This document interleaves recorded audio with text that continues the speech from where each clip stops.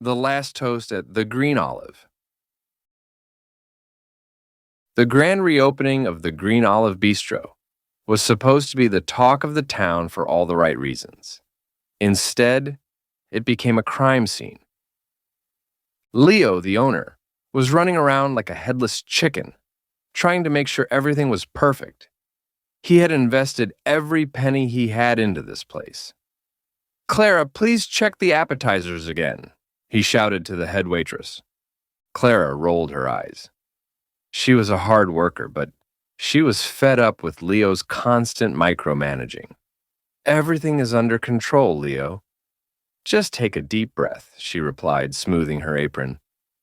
In the kitchen, Chef Sophia was in a foul mood. She had a reputation for being talented, but difficult to get along with.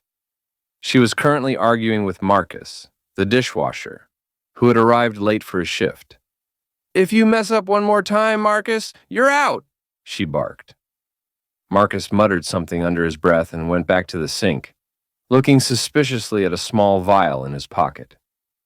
Among the guests was Mr. Henderson, a wealthy but widely disliked businessman.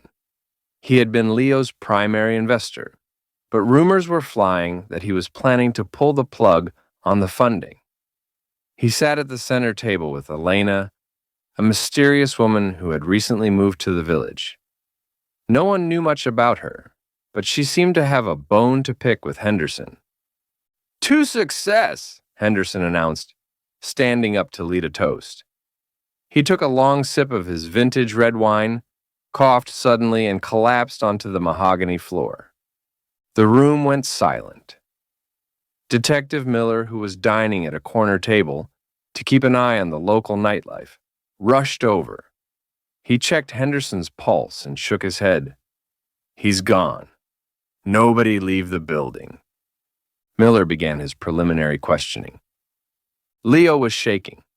"I needed him alive. Without his money, I'm ruined. Why would I kill my only hope?" Clara looked pale. Miller noticed she was hiding a torn piece of paper in her pocket. A legal notice showing Henderson was about to fire her for a mistake she made last month. Chef Sophia stayed in the kitchen. "I didn't even pour the wine," she stated coldly. "But I won't lie. The man was a bully." Elena was remarkably calm. "I only met him for business," she said. But Miller noticed a smudge of purple powder on her evening bag. Marcus, the dishwasher, was nowhere to be found. A back window was wide open, swinging in the wind. Miller looked around the room. The wine bottle was still on the table, but the glass Henderson used had been moved. Someone had tried to wipe the slate clean, but they had been clumsy. "The truth always comes to light," Miller whispered to himself. He looked at the 4 suspects remaining in the room. Each of them had a motive. Each of them was hiding a secret. But only one of them had reached for the wine. Who do you think did it?